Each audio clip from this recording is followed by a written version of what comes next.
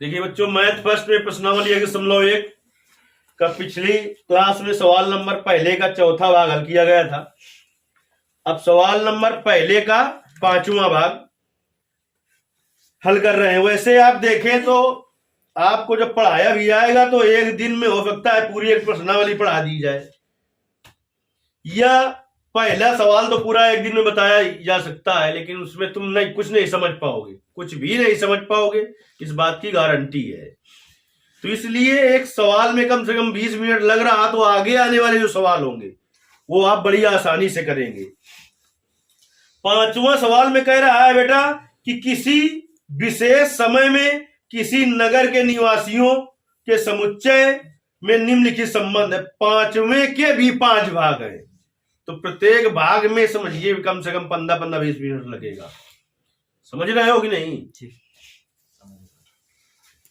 पांचवें में सबके लिए क्या कंडीशन है? कह रहा है कि किसी विशेष समय में किसी नगर के निवासियों के समुच्चय में निम्नलिखित संबंध है।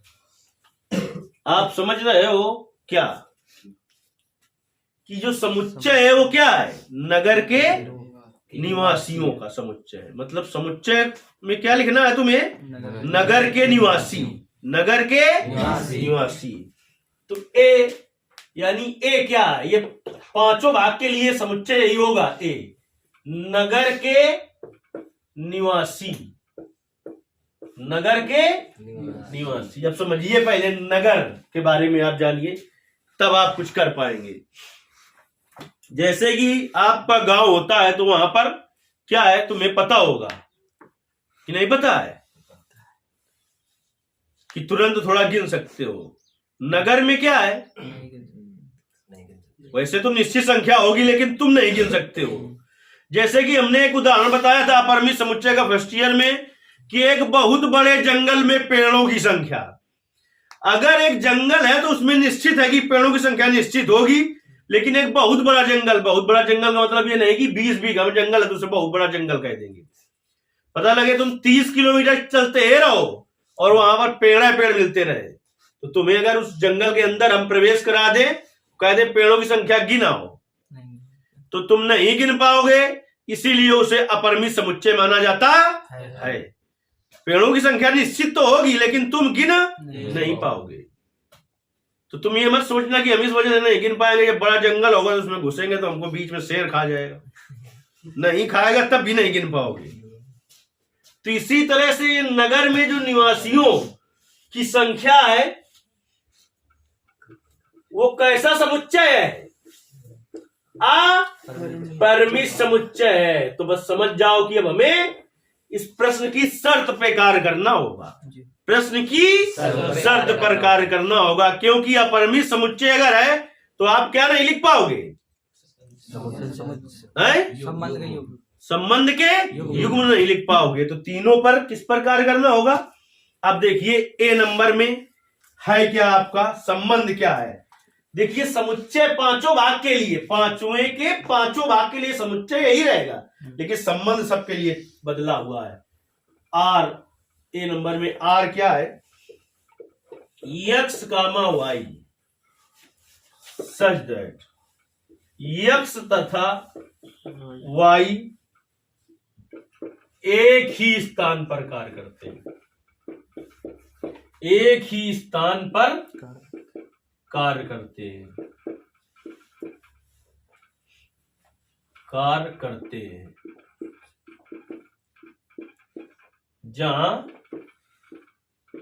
नहीं दिया तो क्या लिख लेना आपको? X comma Y belongs to A समुच्चय में। अब इसकी शर्त पर कार्य करना है तो देखिए क्या होगा। पहले आए स्वतुल्य पर, शर्त पर कार्य करना है तो क्या है? एक्स तथा वाई एक ही स्थान पर क्या करते हैं? कार्य करते हैं। तो इसका मतलब क्या हुआ कि वाई के स्थान पर एक्स रखने पर, वाई के स्थान पर, वाई के स्थान पर एक्स रखने पर, जब y के स्थान पर x रखोगे तो क्या हो जाएगा, यक्स तथा यक्स एक ही स्थान पर कार्य करते हैं। बताओ बात सही की गलत है? देखिए यहां पर यक्स और वाई दो व्यक्ति थे और दोनों लेकिन कहां से लिए गए, नगर के निवासियों से लिए गए। यहाँ यक्स और यक्स एक स्थान पर कार्य करते हैं, तो यक्स भी कहां से लिया गया है? अरे जैसे एक क्लास में एक ही नाम के दो लड़के होते हैं, ऐसे ही इस नगर में यक्स और यक्स नाम के दो व्यक्ति हैं। मतलब इस नगर में तो बहुत यक्स नाम के व्यक्ति हो सकते हैं, लेकिन दो व्यक्ति ऐसे हैं जो एक ही स्थान पर कार्य करते हैं। तो कर सकते हैं कि नहीं कर सकते? तो कैसी बात है? तो इसका मतलब ये वाली परिभाषा सही हो गई कि x comma x belongs to R for every, x belongs to A. हो गई? अभी हमने तो सिखाया था। फिर क्या करेंगे हम? यक्स के स्थान पर वाई रखने पर यक्स के स्थान पर वाई रखने पर, तो यक्स के स्थान पे वाई रख दो तो क्या होगी? वाई तथा वाई एक ही स्थान पर कार्य करते हैं। बताओ कैसी बात है? कि वाई नाम के दो व्यक्ति हो गए और वाई बिलोंग नहीं कर रहा है क्या? ये कर रहा है ना? तो ये दोनों व्यक्ति एक ही जगह कार्य कर सकते हैं कि नहीं? तो इसका मतलब यहां से सूत्र लेके निकल के क्या आ गया? Y comma Y belongs to R for every, y belongs to A. इसका मतलब क्या हुआ कि आर समुच्चय ए में क्या है? स्वतुल्य संबंध है। स्वतुल्य हो गया। अब क्या करेंगे? किस पर कार्य करेंगे? सम्मित पर कार्य करते हैं। तो सम्मित पर तुम्हें पता है, सम्मित पर तुरंत दिखाई पड़ रहा होगा कि यक्स तथा वाई एक ही स्थान पर कार्य करते हैं। इंप्लाई दैट वाई तथा यक्स एक ही स्थान पर कार्य करते हैं। कैसी बात होगी? अगर यक्स वाई एक ही स्थान पर कार्य कर रहे हैं तो वाई और यक्स एक ही स्थान पर कार्य करेंगे कि नहीं करेंगे? कैसी संबंध है? सम्मित संबंध। तो सम्मित संबंध में है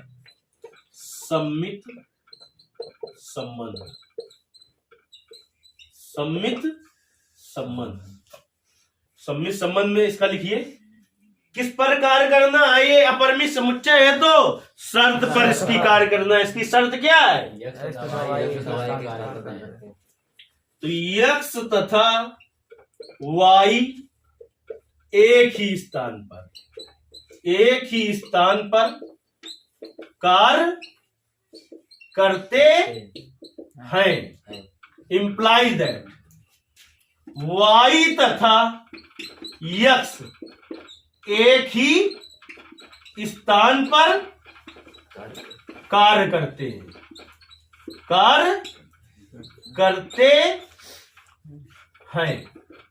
आप समझिए यहां से क्या निकला? X comma Y belongs to R. हम कुछ थोड़ा लिख रहा है, उसी का सूत्र लिख रहा है जो हमने लिखाया था सम्मित का, कि y comma x belongs to R, जहां x comma Y belongs to A. यहां पर बिलोंग्स टू रहेगा अगर इधर वाली शर्त सही होगी तो, और बिलोंग्स टू रहेगा तो ये सम्मित संबंध है, और नॉट बिलोंग्स टू होगा तो सम्मित संबंध नहीं। तो इधर वाली शर्त कैसी है? सत्य है ना? तो लिखेंगे आर यानी जो संबंध है वो समुच्चय इसमें ए में कैसा है? सम्मित संबंध है। यहीं से प्रश्न बन जाएंगे कि सिद्ध कीजिए तुल्यता संबंध है कि नहीं। वो सब ये संबंध तुल्यता संबंध होते हैं जो स्वतुल्य हो, सम्मित हो और संक्रामक हो। ये कैसा संबंध हो गया? सम्मित हो गया। इसके पहले वाला सवाल बताया था अभी वो तुल्यता संबंध था कि नहीं था? था। क्योंकि वही संबंध तुल्यता संबंध होते हैं जो जब कहेगी सिद्ध कीजिए तुल्यता संबंध तो पहले स्वतुल्य सिद्ध करो, फिर सम्मित, फिर नीचे लिखना है चूंकि यह संबंध स्वतुल, सम्मित और संक्रमक है, अतः यह तुल्यता संबंध है। अब कहेगी बारी आई, अब बारी आई संक्रामक संबंध की। तो परिभाषा तुम्हें याद है तो खेल पूरा बना लोगे। क्या परिभाषा होती है संक्रामक संबंध की? कि x comma y belongs to r और y comma z belongs to r implies that x comma z belongs to r, जहां x comma y comma z belongs to a। यही तो बताई थी परिभाषा हमने कहे में, संक्रामक संबंध में बताई थी। तो देखिए पहले इसकी शर्त लिखिए। संक्रामक संबंध में, संक्रामक संबंध में शर्त लिखिए उसकी।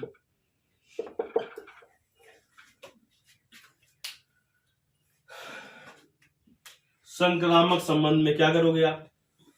क्या है शर्त उसकी? x तथा y एक ही स्थान पर कार्य करते हैं। तो दूसरा तुम्हें अपने आप से मानना पड़ेगा। क्या मानना पड़ेगा? और y तथा z एक ही स्थान पर कार्य करते हैं। तथा y तथा नहीं, और y तथा z एक ही स्थान पर कार्य करते हैं। एक ही स्थान पर कार्य करते हैं। तो इंप्लाइज दैट x तथा z एक ही स्थान पर कार्य करते हैं। x तथा z एक ही स्थान पर कार्य करते हैं। अब बताओ क्या बताओगे अब? कि ये जो बात, ये तो दोनों लेकर चलने, ये दोनों लेकर चलने, ये निकल के जो आया है वो सही है कि नहीं? है? सही है। तो यहां से हो गया क्या? x comma y belongs to r। देखिए सूत्र वो लिख दिया है ना, और सूत्र मैंने पहले बता रखा है सब। और y comma z belongs to r implies that x comma z belongs to r, जहां x comma y comma z belongs to a। ये क्या है? x y z समुच्चय ए के अवयव है। और ये क्या है? ये युग्म, ये संबंध के युग्म है। तो ये बात अगर यहाँ बिलोंग्स टू रहेगा तो ये संक्रामक संबंध है। बिलोंग्स टू रहेगा अगर इंप्लाइज दैट के बाद वाली बात सही है। अब तुम सोच रहे हो कि हमने रटा रटाया लिख दिया, तो रटा रटाया पहली बात तो आपको ऐसा कहीं मिलेगा नहीं। दूसरी बात कि न समझ में आए तो थोड़ा ऐसे समझ लीजिए कि x और y एक ही स्थान पर कार्य करते हैं और y और z एक ही स्थान पर कार्य करते हैं। ठीक, तो x और y एक स्थान पर कार्य करते हैं। ठीक, और y और z एक स्थान पर कार्य करते हैं। तो इनका जो मालिक है तो y को बुलाता है। तो कै y है? यहाँ दो y है। दोनों भागे चले जाते हैं काम से बचने के लिए। तो खिसिया जाता है, इन दोनों को हटा देता है। क्या बचता है? x और z। बात समझ में आई? तो ये एक जगह कार्य कर रहे हैं कि नहीं कर रहे हैं? है? जब वो एक को बुलाएगा, दोनों का y नाम है, तो दोनों चले आते हैं, तो फिर दोनों को भगा देता है। क्या बचता है? अब देखिए, ठीक है, लेकिन अब तुम्हें हम बताते हैं 7G ट्रिक। कौन ट्रिक? कहीं पर भी बराबर का हो, बराबर की बात करें, समरूप की बात करें, सर्वांग सम की बात करें और बहुविकल्पी प्रश्न हो तो आपको हल नहीं करना। ये सभी तुल्यता संबंध होते हैं। जो यहां पर ये लिखा है, शर्त जो लिखी है, x तथा y एक ही स्थान पर कार्य करते हैं, मतलब x और y बराबर है। इसका मतलब ये तो हुआ। तो इसका मतलब ये कैसा संबंध है? तुल्यता संबंध। कहीं पर ऐसा बताता कि x y के समरूप है, शर्त ये कह रही होती तो हल तो हम बात के करते, पहले हमें उत्तर पता होता कैसा संबंध है। तुल्यता कहने का मतलब स्वतुल्य है, सम्मित है और संक्रामक है। अगर इसी में कह देता कि यक्स वाई के सर्वांग सम है तो हल तो हम बात के करते, उत्तर हमें पहले पता होना चाहिए। ये सब वो चीजें होती हैं कि सवाल पढ़ा और उस सेकंड का कुछ भाग हुआ और विकल्प में चले गए, नहीं पूरी जिंदगी रटे रटे मर जाओगे। ये चैप्टर में बता रहा हूं। चलिए इसके आगे के फिर आपको बताया जाएगा।